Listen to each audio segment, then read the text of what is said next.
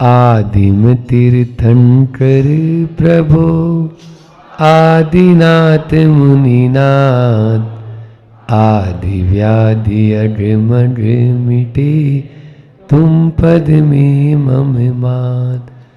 चरण शरण है आपके तारण तरण जियाय, भव दधि तट तक ले चलो करुणा कर जिन राय। बोलिए मंडी भामोरा के अतिशयकारी बड़े बाबा आदिम तीर्थंकर आदिनाथ भगवान की। मूनलाइट 8008 श्री चंदा प्रभु भगवान की। परम पूज्य परम उपकारी संत श्रोमणी आचार्य गुरुवर विद्यासागर जी महामुनि राज की। परम पूज्य मुनि श्री 108 दुर्लभ सागर जी महाराज की। पूज्य मुनि श्री 108 निरंजन सागर जी महाराज की। बोलिए परम पूज्य मुनि श्री 108 संधान सागर जी महाराज की। आज फिर से एक नए दिन के साथ में अपनी शुरुआत हुई और कुछ नया सीखने के लिए अपन सब यहाँ बैठे। उसी के माध्यम से जीवन में कुछ परिवर्तन आ जाए, ऐसे भावों के साथ में अपन ने कुछ सीखना चाहते हैं एक दूसरे के माध्यम से। कल अपन ने चर्चा की थी कि नथिंग इज परमानेंट हियर, यहां पर कुछ भी परमानेंट नहीं है। एवरीथिंग इज पीपरमेंट, है ना। जैसे पीपरमेंट उड़ जाती है वैसे यहां पर फिर भी हम स्थायी सबको मान रखे हैं और सबसे ज्यादा तो शरीर के पीछे ही हमारा ध्यान रहता है। इस शरीर में ही हम लगे रहते हैं, इस शरीर के लिए ही हम लगे रहते हैं कि इस शरीर के लिए हमें क्या क्या जुटाना पड़ता है, चाहे वो सुबह से लेकर शाम तक का रोजमर्रा का जीवन है। लेकिन संतों ने कहा है देह का श्रृंगार खूब किया, रूह का श्रृंगार कीजिए। देह का श्रृंगार खूब किया, रूह का श्रृंगार कीजिए। फूल तोड़िए ना साज से, खुशबुओं से प्यार कीजिए। फूल तोड़िए ना साज से, खुशबुओं से प्यार कीजिए। हमारा यह शरीर या जो आत्मा दो है, तो हम आत्मा पर कितना ध्यान दे रहे हैं और शरीर पर कितना ध्यान दे रहे हैं। ये फूल मिला है तो इस फूल को तोड़ो मत, खुशबू से प्यार कर लो। आज की कारिका आचार्य पूज्यपाद स्वामी उसी रूप में कह रहे हैं कि कौन उपकार करने वाला है और कौन अपकार करने वाला है, किससे हमें लाभ हो सकता है और किससे हमें हानि हो रही है। हानि को बंद कर दें तो लाभ होना शुरू हो जाएगा। तो वही यहां पर सूत्र बता रहे हैं इस कारिका में आचार्य पूज्यपाद भगवान। यज्जीवस्योपकारस्य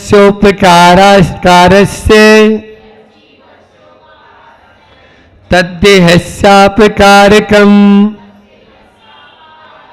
यद्देहस्योपकारस्य तज्जीवस्यापकारकम्। बहुत सरल कारिका है लेकिन बहुत मर्म को छूने वाली है। हाँ सरल है, अर्थ सब जान रहे हैं कि जो हमारे यद देहस्योपकारकम, जो देह के लिए उपकारी है, वह जीवस्योपकारकम, वह इस जीव यानी आत्मा के लिए अपकारी है। और जो जीव यानी आत्मा के लिए उपकारी है वह शरीर के लिए अपकारी है। हाँ हानिकर है। अपकारी मतलब हानिकर है। हमें यह देखना है कि हमें किसको चुनना है। किसको चुनना है? दोनों में से आपके पास में, तो यहां पर आत्मा को यदि आप चुन लेंगे तो निश्चित रूप से देह का भी आप सही, कल मैंने कहा था कि उपयोग करो, उपभोग नहीं। उपभोग करेंगे तो मर जाएंगे और उपयोग करेंगे तो तर जाएंगे। तो अपन को तरना है, इसलिए यहां पर आचार्य भगवान जो कह रहे हैं कि आपको जो इस शरीर के लिए उपकार करने वाला है, जैसे ही हम शरीर को कुछ देते हैं तो आप देखिए ना, आत्मा की ओर दृष्टि हमारी ओझिल हो जाती है, वह हमारी दृष्टि में नहीं रहती, केवल मात्र। और इस शरीर को आचार्यों ने यह भी नहीं कहा है कि आप पूरा तोड़ दो, आप एक साथ 40 उपवास कर लो, 50 उपवास कर लो, तो भी यानी तो तोड़ने के लिए भी नहीं कहा है। यहां पर आचार्य भगवान का यही कहना है कि इस शरीर को आप आत्मा के काम में ले लो, आत्मा के काम में ले लो। आत्मा के काम आ जाएगा या आत्म दृष्टि रखेगा, देह दृष्टि से हटकर आत्म दृष्टि रखेंगे तो निश्चित रूप से हम कल्याण की ओर चले जाएंगे। लेकिन होता क्या है, या तो हम इसको बिल्कुल ही शिथिल कर देते हैं, ढीला छोड़ देते हैं, और या बिल्कुल टाइट कर देते हैं। दोनों के लिए आचार्य परमिशन नहीं देते हैं। प्रवचन सार में आता है, जो मुनि महाराज या व्रती भी आप द्रव्य क्षेत्र काल और भाव के अनुसार नहीं चल रहे हैं, वहां की जलवायु से वाकिफ नहीं है, वहां जो चीज आपको शरीर के अनुसार लेना है वो नहीं ले रहे बल्कि दूसरा ले रहे हैं, तो आप आत्मघात कर रहे हैं, अपना ही अहित कर रहे हैं, बल्कि वो रत्नत्रय को भी सुरक्षित नहीं रख पाएंगे। और जब यहां देखो, यहां तो रत्नत्रय का पालन हो रहा है, संयम का पालन हो रहा है। यदि आप जल्दी जल्दी मरने की इच्छा करेंगे ना तो कहां जाएंगे? मान लीजिए व्रती है तो कहां जाएंगे? देव बनेंगे। देव में संयम का पालन होता है क्या? नहीं होता है। यह बहुत दुर्लभ मनुष्य पर्याय मिली है। पूरे अनंतानंत जीव हैं आपके पूरे संसार में, ठीक है ना? लेकिन उस 3 लोक में अनंतानंत जीवों में से मनुष्य कितने हैं? केवल थोड़े से। और उन मनुष्यों में भी संयमी कितने हैं? और थोड़े से हैं। 2021 के इस चातुर्मास में 121 करोड़ की जनता में मात्र 1400 संयमी है। कितने? 1400। आप देख लीजिए उठा के, सब मिला लो, माताजी महाराज छुल्लक एलक सब मिला लिए, और उसमें से भी 484 मुनि महाराज हैं। मुनि महाराज कितने? 121 करोड़ की जनता, भारतवर्ष की बात कर रहा हूं। अब कितने? 484, 500 भी नहीं है। सब आचार्य, उपाध्याय और साधु तीनों परमेष्टियों को मिला लोगे तो कितने? बिल्कुल मतलब बूंद के बराबर है, केवल मात्र, बहुत दुर्लभ है। इसलिए संयम का पालन हमारे से हो, हम संयम का पालन कर सके, ऐसा करना है। आचार्य श्री जी के और प्रमाण सागर जी के मुझ से कई बार सुना है कि तद्व्रत मां चरितस्य यस्य तुलामा रोती शरीर मनसी, वही व्रत आचरण करने योग्य है जो हमारे शरीर और मन पर प्रतिकूल प्रभाव न डाले, वही व्रत और आचरण। लेकिन सत्य को छिपाओ भी मत, सत्य को छिपाएंगे तो भी गलत है।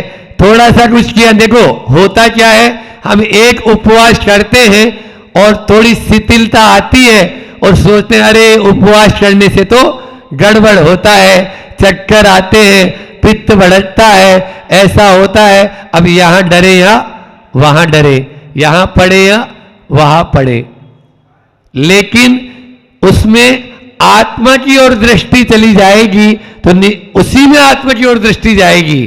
खाएंगे पिएंगे ज्यादा, शरीर को पुष्ट बनाएंगे ना, शरीर को स्वस्थ रखना, आचार्य श्री कहते हैं शरीर को स्वस्थ रखना है, शरीर को पुष्ट नहीं बनाना है।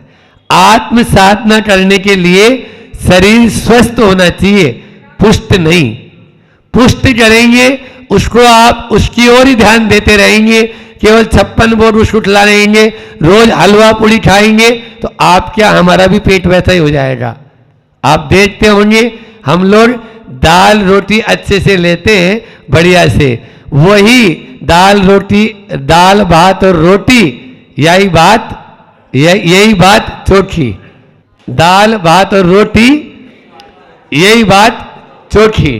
बाकी ये हलवा पूड़ी मालपुआ और अटरम सटरम, आप क्या क्या ड्राई फ्रूट्स और फ्रूट्स कौन कौन से आते हैं, ये सब जो है शरीर को पुष्ट बनाने वाले हैं। और जो शरीर को पुष्ट बनाएगा वो आत्मा को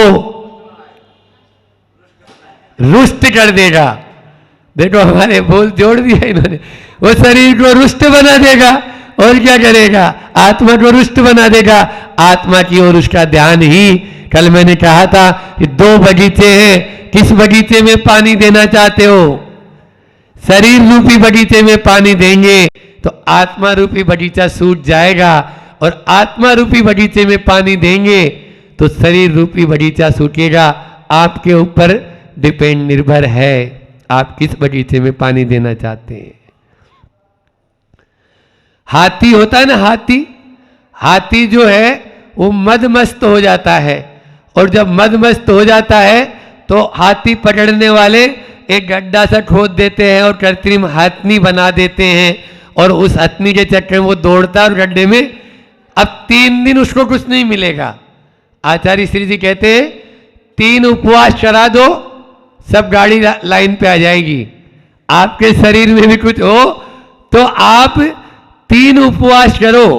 जैसे ही 3 उपवास करेंगे तो अपना आप ही सबका सारा अपना आप वो राइट हो जाएगा। हाँ, जो आप देंगे, जैसे आप कहेंगे, जहां आप बैठाएंगे मैं बैठूंगा। ये जो है ना, ये नचाता है, ये नचाता है। और आप लोग क्या करते हैं? बोलो, नृत्य करने वालों नाचते हैं इसके इशारे पर, जैसे कठपुतली जैसे नाचती है ना, वैसे नाचते हैं। इसको जैसा चाहिए, जब चाहिए, छोटा बच्चा जैसे रूठ जाता है वैसे होता है। पहले 3 4 5 होते थे तो 1 थप्पड़ मिलती थी, चल चॉकलेट मांगता है, कुछ नहीं मिलता था, रोटी खा ले चुपचाप, ये होता था। अब वो 1 हुआ है, बस सिर माथे चढ़ा रखा है। यही मन की हालत है, यही शरीर की हालत है। उसी की तरह आप नाच रहे, अपन नाच रहे, ये हमारे लिए हानिप्रद है, हमें आत्मा से हमारी दृष्टि हटाने वाला है। इसलिए इस शरीर को उतना ही वेतन दो जितना ये काम करे। एक संस्मरण याद आ गया कि आचार्य भगवान जब जबलपुर से बीना बारा की ओर जा रहे थे, बाड़ी बरेली में कुछ स्वास्थ्य उनका प्रतिकूल हो गया। मैं उस समय ब्रह्मचारी अवस्था में पत्र लेके आया था, और उसी समय हमारा आचार्य श्री से बात करना था। तो आचार्य श्री जी का आहार कराने गया उनके साथ में, उन्होंने मुश्किल से 1 रोटी के ग्रास लिए और बैठ गए। हम तो बिल्कुल दंग रह गए, ये क्या, आचार्य श्री आज कुछ भी नहीं लिए। अब आचार्य श्री के साथ में छोड़ने आए, आचार्य श्री किसी से बात नहीं, और हम केवल अंदर, और बाकी सब महाराज आहार पे गए हुए थे। तो हमने आचार्य श्री जी को बोला, आचार्य भगवान क्या हुआ, आज कुछ भी नहीं लिया आपने? आज अभी बिहार भी कर रहे हैं, और बिहार में तो और ज़्यादा लेना होता है। तो आचार्य श्री, ऐसा हम तो बिल्कुल कि भाई आचार्य श्री सब जानते हैं, ऐसा थोड़ी नहीं जानते, वो तो बाप जी अपने। तो आचार्य श्री ने बोला कि नौकर ने बेईमानी करना शुरू किया, कल काम नहीं किया ढंग से, आज उसका वेतन काट लिया है, आज उसका वेतन काट लिया है, अपना आप ढंग से काम करेगा। क्या हुआ था, थोड़ा सा डिसेंट्री हो गई, लूज मोशन, या जो 2 बार जाना पड़ा होगा, गुरु जी को 1 ही बार जाते हैं। तो इस तरह से तुरंत उन्होंने कंट्रोल, बस 1 बार आज दे दिया, इतने अपना आप शाम को बोल देगा, हाँ बिल्कुल ठीक है बाप जी, आप जैसा बोलेंगे वैसा ही करेंगे। तो इस तरह से ये होता है। देखो, अपन शरीर को तुरंत शरीर की ओर, अपन आत्मा की ओर दृष्टि रखेंगे ना, आत्मा का उपकार करने की ओर दृष्टि रखेंगे, तो शरीर का अपकार करने में 1 सेकंड नहीं लगाएंगे। उसको दुबला हो रहा है, पतला हो रहा है, और इधर गिर रहा है, उधर गिर रहा है, कुछ नहीं, और वो थोड़ी देर करेगा, थोड़ी देर बाद में अपना आप लाइन पे आ जाएगा। उसके बाद में आपको कुछ नहीं करेगा वो। क्यों? क्योंकि इस रत्नत्रय जैसा शरीर उसको मिलेगा क्या? कहीं नहीं मिलेगा। रत्नत्रय से पावन जिनका ये औदारिक तन है, वो खुद बोलेगा नहीं आपके यही काम करूंगा। वो कहानी सुनाई थी ना आपको कि उसी के आपके ही काम। एक नौकर था, और फिर सुना थी, अच्छी बात है, नौकर था, वो बोलता है सेठ जी को, सेठ जी बहुत हो गया, अब आप जो है मेरी तनख्वाह बढ़ाइए। सेठ जी नहीं तो, फिर अगले बार, अगले साल, अब दिवाली आ गई, देखो मेरी तनख्वाह बढ़ाई, नहीं तो, अब मेरे बाल बच्चे हो गए, मेरी पत्नी भी आ गई है, और मुझे अब नहीं तो, अब नहीं तो वो बोलते थे, तो अपना फिर से उसी तनख्वाह में काम करता था। तो आपके झुंझला के एक दिन नौकर ने भी कह दिया सेठ जी से, नहीं तो क्या, उसी तनख्वाह में काम करूंगा आपके यहां पर, नहीं तो क्या, उसी तनख्वाह में काम करूंगा। अभी भी कर ही रहा था और कर रहा हूं। तो यही स्थिति है, हम भी ये वो नहीं तो बोलता रहता है। मन जो शरीर है ना, नहीं तो हुड़की देता है, तो वो आपको लास्ट में क्या बोलेगा? नहीं तो आपको छोड़ के क्या जाऊंगा महाराज, ये रत्नत्रय से पावन आपका शरीर है, ये औदारिक तन है, इसको छोड़ के मैं और किसी के पास जाऊंगा क्या? इससे अच्छा मिलेगा? मैं आपके कारण तो पूजा हो रही है, वो आत्मा के कारण ही, तो आत्मा में वो गुण है, तभी तो आदमी अलग चला रहा है, पूजा कर रहा है, ठीक है ना? तो ये होता है, इसके माध्यम से ही हमारा कल्याण होगा। इसको अपन को साधन बनाना है, काय के लिए? उस साध्य की प्राप्ति के लिए। बस ये साधन है, उसको साधन को साधन की दृष्टि से ही देखें तो निश्चित रूप से आपका वह उपकार करने वाला है। अन्यथा तो यह घोड़ा है, कब किधर ले जाके आपको पटक देगा कोई पता नहीं है। ये बिल्कुल तेज गति से दौड़ने वाला है, इसलिए अपन को निश्चित रूप से इसको उतना ही दे और इसके माध्यम से काम लेंगे। व्रतों का पालन इसी के माध्यम से हो सकता है, संयम का पालन इसी के माध्यम से हो सकता है, पात्र दान इसी के माध्यम से कर सकते हैं और करते हैं। कल आप ही के यहाँ मंडी भामोरा में एक पात्र दान करने वालों में आगे थे, और वो महिला दिन में पड़जान कर रही है, उसके घर में हमारा ही पड़जान हुआ, अंजलि में आहार दे रही है, और शाम के समय वह यहाँ से प्रयाण कर जाती है, अपनी उस यात्रा को पूरा कर ली। वो ऐसी व्रती महिला थी। तो इसी प्रकार से होना चाहिए, इसी प्रकार से शरीर का तभी तक उसको यानी जो है ना खिलाओ पिलाओ ध्यान दो जब तक वो हमारा काम कर रहा है और हमारे व्रतों को सुरक्षित रख रहा है। अन्यथा कुछ नहीं, बस देना बंद और सब त्याग कर दिया उसने, अपनी चूड़ियां भी उतार के रख दी कि नहीं मुझे कुछ नहीं, मेरा कुछ है ही नहीं, तो मुझे क्या करना है। ऐसा अपना भी तभी होगा जब अपन ऐसी भावनाएं बहाएंगे, अन्यथा कुछ नहीं है। 1 सेकंड में गुब्बारे लगते ये फूटते ही रहते हैं रोज, तो सबके ही फूटने, अपना भी अपन ध्यान रखेंगे तभी निश्चित रूप से होगा। आचार्य श्री जी का पद्यानुवाद भी बहुत अच्छा पद्यानुवाद है, तो वह पढ़ते हैं। तन का जो उपकारक है वह चेतन का अपकारक है, चेतन का उपकारक है जो तन का वह अपकारक है। अब 2 लाइनें देखो, ये तो हो गई। सब शास्त्रों का सार यही है, चेतन का उद्धार करो, अपकारक से दूर रहो तुम, तन से कभी न प्यार करो। अपकारक से दूर रहो तुम, तन से कभी न प्यार करो। इसलिए तन से प्यार नहीं करना है, तन की ओर ध्यान नहीं देना है, तन का श्रृंगार नहीं करना है, तन को सजाना नहीं है। हमारे अंदर में जो बैठी है ना, उस आत्मा को सजाना है, उससे प्यार करना है। वो अविनश्वर है और ये नश्वर है। नश्वर के पीछे अविनश्वर को मत भूलो, यही सार है। और इसी में हम सबका कल्याण है। इन्हीं भावनाओं के साथ में मैं अपनी वाणी को विराम देता हूँ। बोलिए अहिंसा परमो धर्म की। आचार्य गुरु और विद्यासागर जी महामुनि राज की। परम पूज्य मुनि श्री दुर्लभ सागर जी महाराज की। क्रोध पर चर्चा चलते चलते अपन ने 30 प्रवचन किए और थोड़ी थोड़ी झलकियाँ अपन लेते चले थे। 28 प्रवचन कल तक हो गए थे। आज 2 प्रवचन की थोड़ी थोड़ी झलकियाँ शेष लेनी है और कल अपना कमिटमेंट हुआ था कि हम कुछ ना कुछ पूछेंगे और फिर आप वो बताएंगे। बताने की तैयारी से आए हैं आप? मन है आपका? मन है? देख लेंगे, अगर आप लोग चाहेंगे तो बताएंगे, नहीं तो हम आगे विषय चालू कर देंगे जो अब नया विषय हमने तैयार किया। पहले अपन 29वें प्रवचन को ले लें। 29वें प्रवचन की क्या प्रमुख भूमिका थी? तो 29वें प्रवचन में हमने बहुत अच्छी बात बोली थी कि रोगी के प्रति सद्भाव बनाए रखकर रोग के प्रति आक्रामक बनना सरल है। बिल्कुल सरल है। मतलब हम रोगी के प्रति क्या रहते हैं? सद्भाव रखते हैं, लेकिन रोग के प्रति आक्रामक बनना ही पड़ता है, तब रोग बाहर होता है।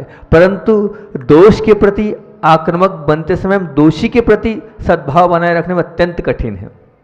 किसी के अंदर दोष दिखते हैं तो हम उन दोष के प्रति हमें आक्रामक होना चाहिए, लेकिन हम दोष के प्रति आक्रामक नहीं हो रहे, हम दोषी के प्रति आक्रामक हो रहे। ऐसा क्यों?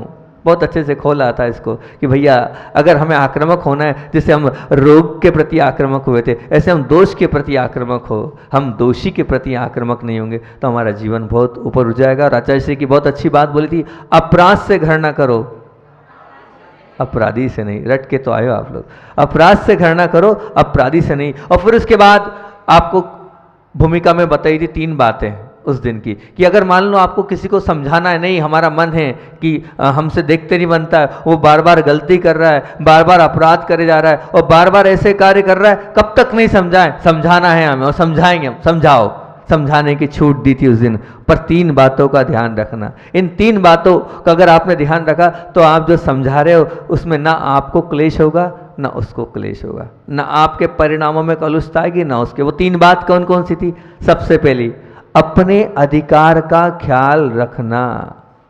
जिसको आप समझाने जा रहे हो उसको वो समझेगा कि नहीं, पहले अपने अधिकार को ख्याल रखना। बहुत सारे उदाहरण किए थे और बहुत सारी बातें करी थी और उसी में ये बोला था, अगर आवेश से, व्याकुलता से, क्रोध से अपने आप को सुरक्षित रखना हो तो अधिकार के महत्व के मामले में लेश मात्र भी उपेक्षा मत करना।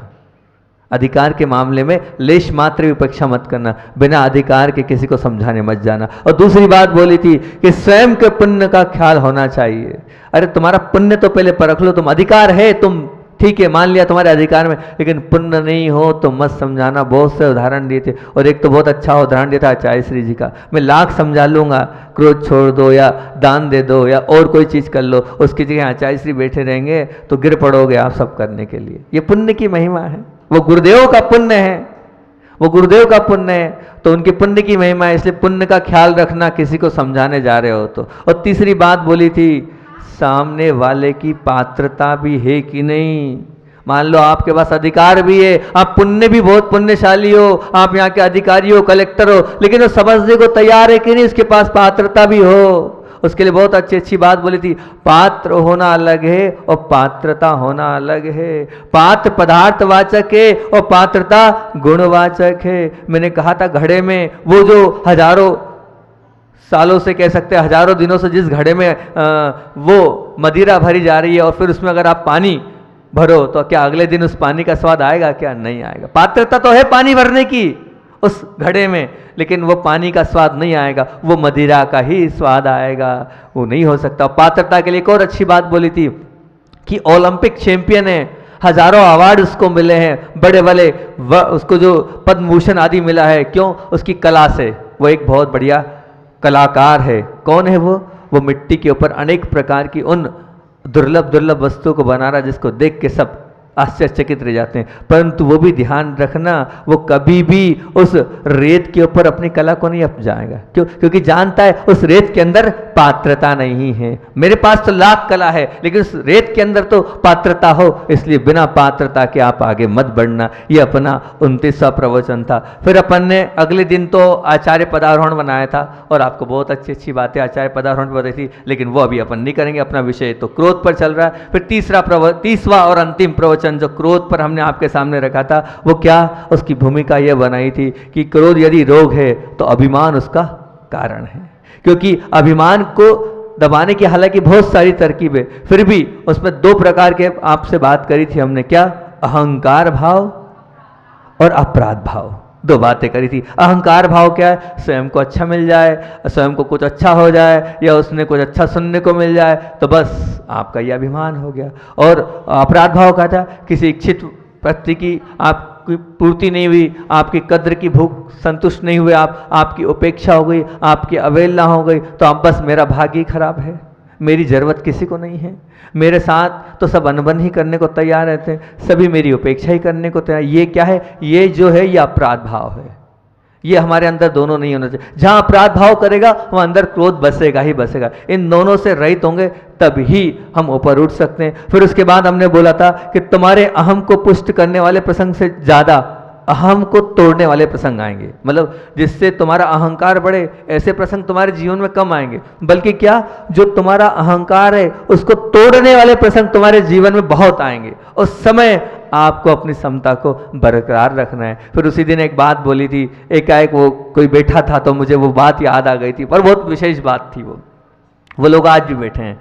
फिर से मैं उस बात को रिपीट करता हूं कि अपने अभिमान को तोड़ने वाले शत्रुओं को माफ करने के लिए तैयार हो जाने वाला व्यक्ति, मतलब दूसरा शत्रु है, परिवार का नहीं, परिवार से दूसरा है, अलग है, समाज का बाहर का है, वो हमारा दुश्मन है, हम उससे माफी मांगने को तैयार हो जाते हैं। पर अपने अभिमान को चुनौती देने वाले अपने नजदीकी, अपने स्वजन, अपने प्रिय, अपने परिवार वालों से माफी मांगने में भैया बहुत बड़ी, अपने आप में बहुत बड़ी ताकत चाहिए। अपने वालों से, अपने नज़दीकियों से माफ़ी मांगने के लिए हम तैयार नहीं होते, ये बहुत बड़ी विडंबना है। इस पर हमने बात करी थी। और फिर अंत में हमने बहुत अच्छी बात बोली थी, पॉलिसी के मामले में बहते जल जैसे बहना और प्रिंसिपल के मामले में चट्टान जैसे बनना। क्या है पॉलिसी और क्या है प्रिंसिपल? तो मैंने बोला था क्या, जैसे मान लीजिए एक व्यापारी है, उस व्यापारी का क्या प्रिंसिपल है? मुझे फायदा, क्या वो तो अपना बिजनेस फायदे के लिए कर रहा है, और पॉलिसी, वो फिर पॉलिसी फायदे के लिए बदलता चला जाएगा, क्योंकि उसे तो फायदा चाहिए, किसी भी तरह से वो अपने को प्रॉफिट में लाना चाहता है, तो वो उसका प्रिंसिपल है प्रॉफिट में लाना। अब उस प्रॉफिट के लिए वो प्रिंसिपल होगा। पॉलिसी क्या है? अब उसके लिए वो अनेक रीतियां, अनेक प्रकार की योजनाएं बनाता है। इस योजना से सफल नहीं हो तो अगली, अगले से नहीं हो तो अगली, तो ये योजनाएं, ये पॉलिसी है। इसी प्रकार आपके जीवन का प्रिंसिपल क्या है? आपके जीवन का प्रिंसिपल मैंने बताया था, तुम अपने जीवन का प्रिंसिपल क्या बनाना?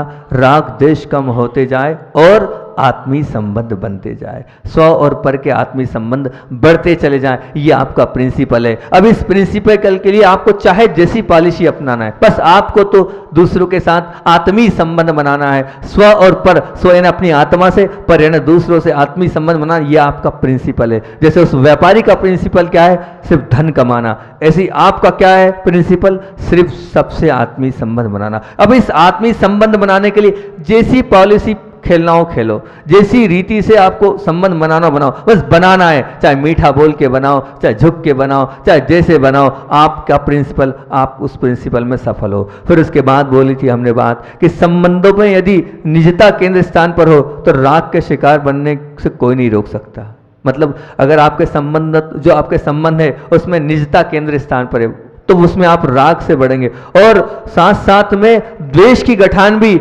आपकी बढ़ती जाएगी। लेकिन अगर आत्मीयता केंद्र स्थान पर होगी तो ध्यान रखना, उससे आपका प्रेम बढ़ेगा, और जहां प्रेम बढ़ेगा वहां पदार्थ की नुकसानी में भी आपको विकल्प नहीं होगी, और गौण बन जाएगी, और अपेक्षा पूर्ति की वृत्ति भी वो नष्ट होती जाएगी, और अहम की भी उपेक्षा सहज होती चली जाएगी। इसलिए हमें क्या करना है?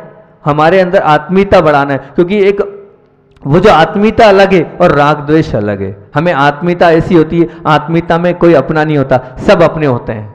पूरा वसुदेव कुटुंब वाली स्थिति होती है उसमें, उसमें वो भाव होते हैं। तो सबको अपना बनाना है, वो होते हैं आत्मीय संबंध। और उस आत्मीय संबंध में किसी व्यक्ति की किसी चीज के लिए नहीं बनाना है, हमें तो संपूर्णता के लिए बनाना है, वो होते हैं आत्मीय संबंध। ऐसी अपन ने पूरी बात करी थी और ये अपने 30 पूरे प्रवचन हो चुके हैं और अपने पास में पर्याप्त समय भी है। आप लोग बोलो तो मैं पूछना चालू करता हूँ। आप लोगों की अगर इच्छा हो कि हाँ महाराज जी पूछ लो, 30 दिन आपने बहुत मेहनत करी है, करी कि नहीं मेहनत? हमने करी है ना, करी है? बोलो तो सही भैया, बहुत मेहनत करी है, हम जानते हैं कितनी मेहनत से परसा है आपको, बहुत। तो अब पहले दिन अपने क्रोध की बात करी थी और उसमें 3 प्रकार की श्रोताओं की बात मैंने आपके सामने जिनसेन स्वामी की उस आदि पुराण से निकाल कर रखी थी। वो 3 प्रकार के श्रोताओं को कौन बताया? भैया माइक वाले भैया नहीं है क्या? माइक वाला भैया मिल जाता तो बहुत अच्छा रहता, यही है, बुला लो। तो 3 प्रकार के श्रोताओं कौन बताएगा? अच्छा, पिंटू भैया की धर्मपत्नी बताना चाहती, जल्दी क्विक भैया, माइक जल्दी कर लो क्योंकि अपने पास फटाफट करना, 15 मिनट का समय है, जल्दी। 3 प्रकार के श्रोता हैं, उत्कृष्ट, जघन्य, मध्यम। हाँ, पहला हैगा गाय के समान उत्तम, फिर मिट्टी के समान मध्यम, फिर तोता के समान। वेरी गुड, ठीक है। अब भैया तुम चाहो तो एक वो कर सकते हो उन लोगों को भी ना। अब फिर उसके बाद अगली बात मैंने बोली थी उसी में, फिर उसके बाद क्रोध करना ही नहीं, इस विकल्प के स्थान पर सीधे क्या अमल करना है हमें? क्रोध करना ही नहीं इसके स्थान पर। हाँ बोलो, बहुत बढ़िया, क्रोध रखना नहीं, इस विकल्प पर अपनी पसंदगी की मोहर लगाना है। बहुत अच्छी बात है। उसके बाद हमने बोला था, क्या बोला था कि पुराना तुम बेर से बचना चाहते हो, कोई बात नहीं, पुराना हिसाब चुकता करने की बात छोड़कर क्या करना है हमें? बेर को समाप्त करना है। तो पुराने हिसाब को भूलने की आदत डालना है। क्या डालना है? आदत डालना है। और फिर उसके बाद ये था हमारा पहला। अब दूसरे प्रवचन पे हम चलते हैं। तो दूसरे प्रवचन में हम क्या विशेष पूछे? एक तो बहुत सारी विशेष बातें हैं। गलत सोच की विचार भयंकर होती है। मकान की दीवार की अपेक्षा गलत सोच की दीवार ज्यादा मजबूत होती है और साथ साथ में भयंकर भी होती है। वेरी गुड, बहुत अच्छी बात है। 7 प्रकार, हालांकि 6 चीज एक साथ कोई याद नहीं कर पाएगा। 7 प्रकार से हमने दुश्मनों को प्रसन्न करने की बात बोली थी कि 7 चीजें हैं जिससे हमारा सामने वाला दुश्मन आपके क्रोध से प्रसन्न होता है। 7 चीजों को एक साथ कौन बताएगा? 7 को एक साथ बताना है। और मैंने 7 हाँ बोलो, अपेक्षा बोलो। व्याकुलता नहीं, मन की व्याकुलता, भयभीत, मन की व्याकुलता नहीं है। भयभीत के बाद धन की अल्पता, क्रोधी व्यक्ति धन की अल्पता, फिर क्रोधी व्यक्ति की कीर्ति समाप्त होती है। हाँ, धूमिल होती है। मित्र की मित्रों की संख्या में कमी आती है। और गति, सदगति पर पूर्ण विराम लगता है। बहुत बढ़िया, वेरी गुड, बहुत अच्छी बात है। 7 अलग अलग प्रवचन में बता दिया उन्होंने, आप लोग तो टीप के फटाफट बता रहे हो। वो अलग अलग 7 जगह की बात एक साथ पूछ लिया हमने, इसलिए थोड़ा कठिन प्रश्न था। हाँ, अब उसके बाद यहाँ बोली थी अगले प्रवचन में हमने बात अधिकार बोली, उत्तरी बोल दिया, फिर ठीक है कोई बात नहीं। अधिकार की वजह हमें क्या करना चाहिए? चलो, अधिकार की वजह हमें किसकी लड़ाई लड़ना चाहिए? कौन बताएगा? अधिकार की वजह कौन बता रहा है? प्रिंसी बता रही, बता दो। चलो, ये 4था प्रवचन था शायद, है ना? हाँ, जल्दी जल्दी जल्दी।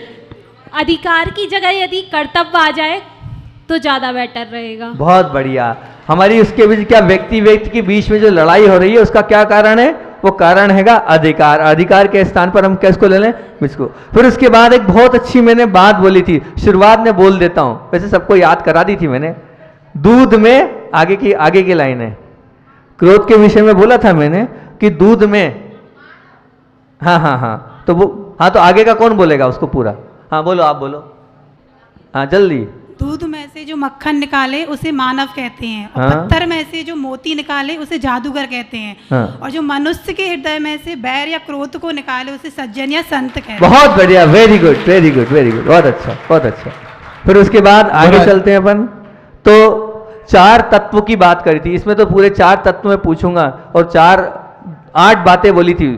4 तत्व पहले बोले थे, थोड़ा सा कठिन जरूर है वो, लेकिन बहुत अच्छा विषय कि समझ में नहीं आता है क्रोध क्यों हो जाता है। अब उसको टाल मटोल का व्यवहार हम घुमाते हुए कहते हैं। तो 4 बातें पहले बोली थी जिनके कारण क्रोध होता है, फिर 4 बातें दूसरी बोली थी। तो वो 4 बातें पहले कौन बताएगा? थोड़ा सा कठिन है प्रश्न, 4 बातें एक साथ बता पाना। कौन बताएगा? 4 बातें कौन बताएगा? हाँ, तो इसमें हमने शुरुआत यहां से करी थी।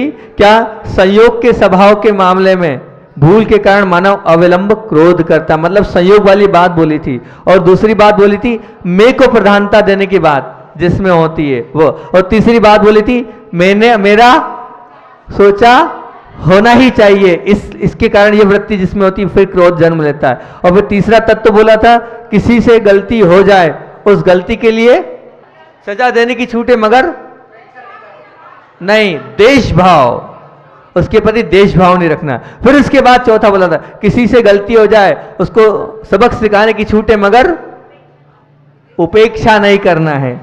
ये 4 बातें थी। अब अगली उसी दिन की 4 बातें, आगे की 4 बातें कि हम गुस्सा हो भी जाए तो उस गुस्से को कैसे रखना है। बहुत अच्छी 4 बातें थी, बहुत अच्छा, मन पर नियंत्रण होना चाहिए। बहुत अच्छा।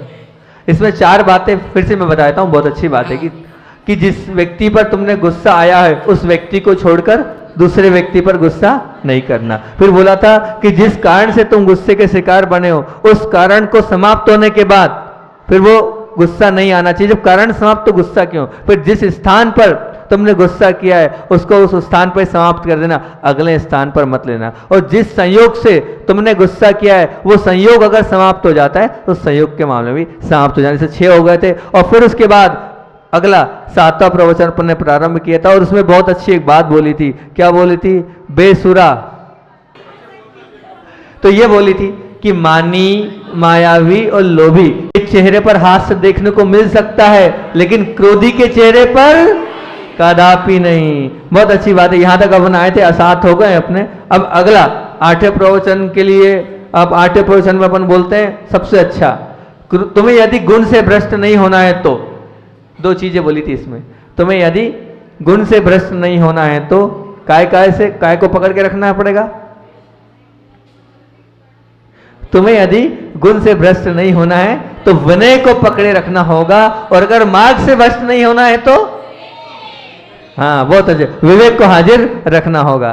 फिर उसके बाद आगे बहुत अच्छी बात बोली थी, क्रोध करो। अगला 9वां प्रवचन, क्रोध करो। क्रोध करने की मनाही नहीं है, लेकिन किस पर करना है क्रोध?